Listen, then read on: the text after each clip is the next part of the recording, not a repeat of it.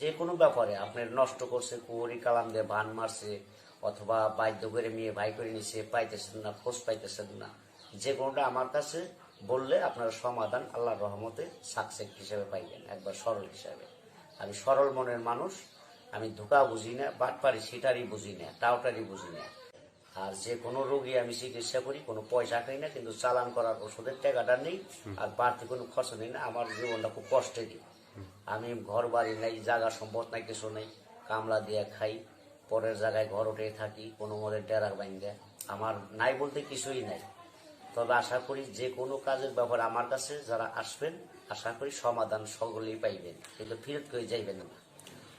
প্রিয় দর্শক, দেশ এবং প্রবাসে এই মুহূর্তে যে যেখান থেকে আমাদের ইউটিউব চ্যানেলটি দেখছেন, সবাইকে প্রীতি এবং শুভেচ্ছা জানিয়ে শুরু করছি আজকের প্রতিবেদন। তো দর্শক, আপনারা দেখতে পাচ্ছেন যে আমার সামনে একজন ভাই বসে আছে।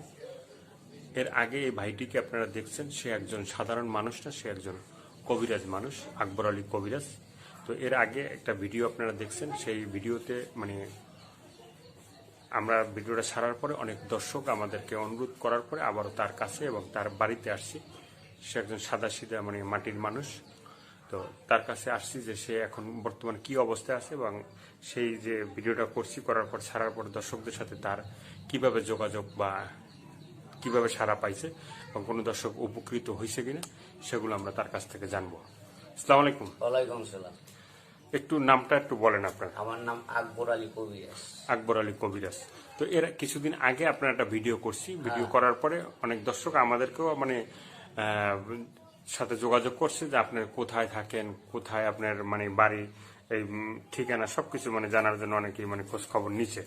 তো ভিডিওটা ছাড়ার পরে আপনি কি অবস্থায় আছেন, বা দর্শক আপনার কাছে কোনো রোগী আসে কিনা, বা কেউ ভালো হয়েছে কিনা একটু বলেন। আল্লাহর রহমতে আমি ভালোই আছি। অনেক লোক আইসা আমার কাছে ভালোই পাইছে।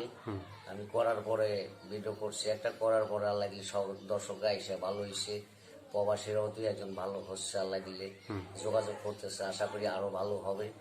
যারা মনে করেন বালা টালা নড়ে থাকে, মাথায় পাগড়ি বান্ধা চিকিৎসা করে, তজমি গলায় দেয়, কিন্তু বাবা আমি ওটা পারম না, আমি দিতে পারম না।